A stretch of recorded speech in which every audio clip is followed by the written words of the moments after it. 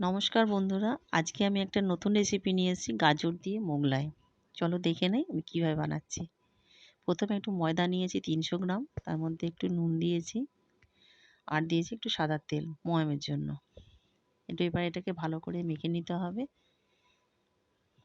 দেখো একটুখানি ডেলা টাইপের তৈরি হয়েছে, তাহলে জানবে যে ময়ামটা তৈরি হয়ে গেছে।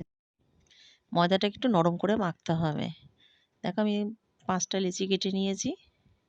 এবার এটাকে তেল দিয়ে মাখিয়ে ঢাকা দিয়ে রাখতে হবে।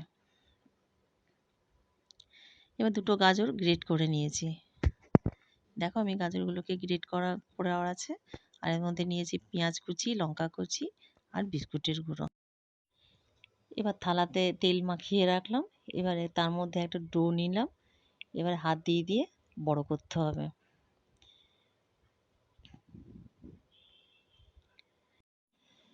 এবার একটা বাটিতে ডিম নিলাম, গাজর কুচি নিলাম, বিস্কুটের গুঁড়ো, পেঁয়াজ কুচি, লঙ্কা কুচি আর অল্প সামান্য লবণ দিয়ে একটা পুর তৈরি করলাম।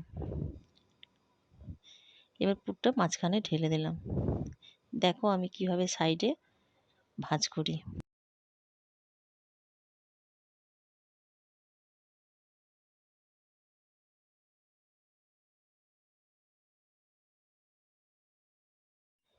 এবার তেলের মধ্যে ছেড়ে দিলাম। এবার হালকা আঁচে এপিট ওপিট করে ভাজতে হবে। দেখো আমার তৈরি হয়ে গেছে মোগলাই। দেখো ভেঙে তোমাদেরকে আমি দেখিয়ে দিলাম। আশা করি এই রেসিপিটি তোমাদের ভালো লাগবে আর বাড়িতে আপনারা ট্রাই করে দেখবেন। আর মালার্স কিচেনে সাবস্ক্রাইব করে দেবেন। ধন্যবাদ।